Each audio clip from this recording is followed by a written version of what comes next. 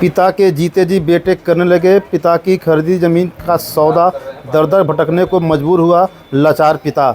मामला महाराजगंज का है, जहां डीएम और एसपी के पास लगभग हफ्तों से एक पिता सिर्फ इसलिए भटक रहा है क्योंकि उसके द्वारा खरीदी गई जमीन पर बेबस पिता के बेटों द्वारा जमीन माफिया और दलालों के साथ मिलकर पिता की जमीन का सौदा करने लगे और ज़बरदस्ती वहां जिले के एक सम्मानित डॉक्टर के द्वारा विक्रेता बन कब्जा कराने का ठेका ले चुके हैं।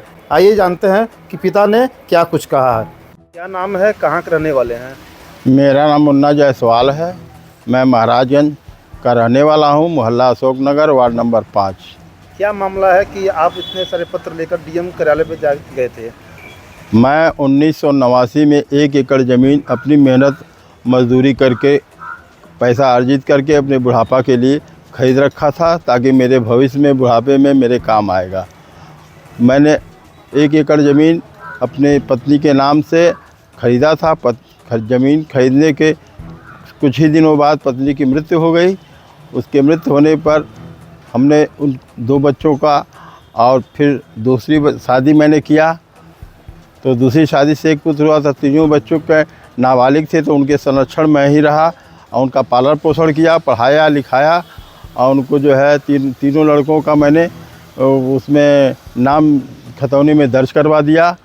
और ये जो है मेरे संरक्षण में पहले मेरा ही ज़मीन था, तो मैंने अपने हिस्से की ज़मीन ध्वज के नाम पर कर दिया और तीनों लड़कों को तीनों मालिक हो गए। तीनों पढ़ लिख करके तीनों को पढ़ाया लिखाया, तीनों को बीटेक कराया।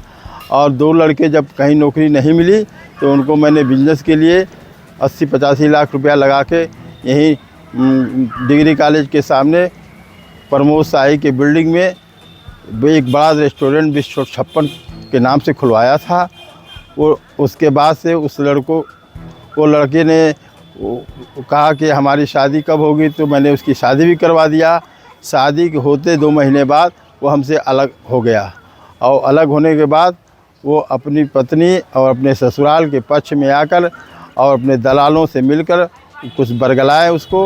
वो हमसे बगावत करके पूरी ज़मीन को कब्जा कर लेना चाहता है, क्योंकि वो बहुत कीमती ज़मीन है, इसलिए उसकी नीयत बहुत ज़्यादा ख़राब हो गई।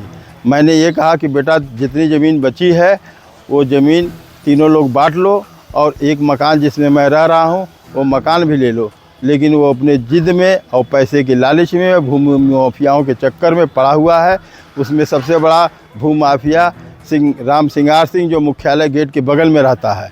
वो इतना बड़ा दलाल कलेक्ट्रेट का कि नकली फर्जी दस्तखत करके कागज़ तैयार करके पता नहीं कौन सा हवाला दे करके वो अधिकारियों को गुमराह किया है, कोतवाल साहब को भी गुमराह किया है और उसमें डीके साहनी को ज़मीन वो बिचवा देना चाहता है और हमको ज़मीन से बेदखल कर देना चाहता है। अब यही हमारा निवेदन है कि किसी तरह आप महानुभाव लोग मेरे हिस्से की ज़मीन, मेरे जीने खाने, मेरे बुढ़ापे के लिए एक अंश, मेरे 3 हिस्सा में एक हिस्सा मुझे दिलवा दीजिए। बस इतना ही निवेदन है। इसी के लिए मैं दर दर भटक रहा हूँ। मेरी कहीं सुनवाई नहीं हो रही है। सब आश्वासन दे रहे हैं और सब ये कह रहे हैं कि कागज़ लाओ कागज़ लाओ।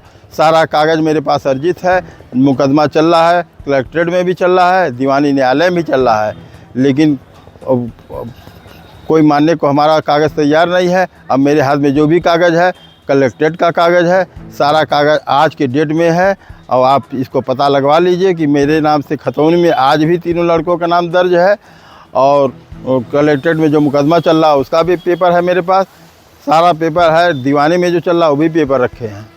अब इतना होने के बावजूद भी हमको सब चाहते हैं कि किसी तरह डरवा धमका करके ज़मीन से बेदखल कर देना। बस आप सब लोगों से यही निवेदन है कि इस मेरे बुढ़ापे पर ध्यान देते हुए और मुझे न्याय दिलवाएं। बस। आप डीएम और एसपी से मुलाकात किए थे, उन्होंने क्या कहा?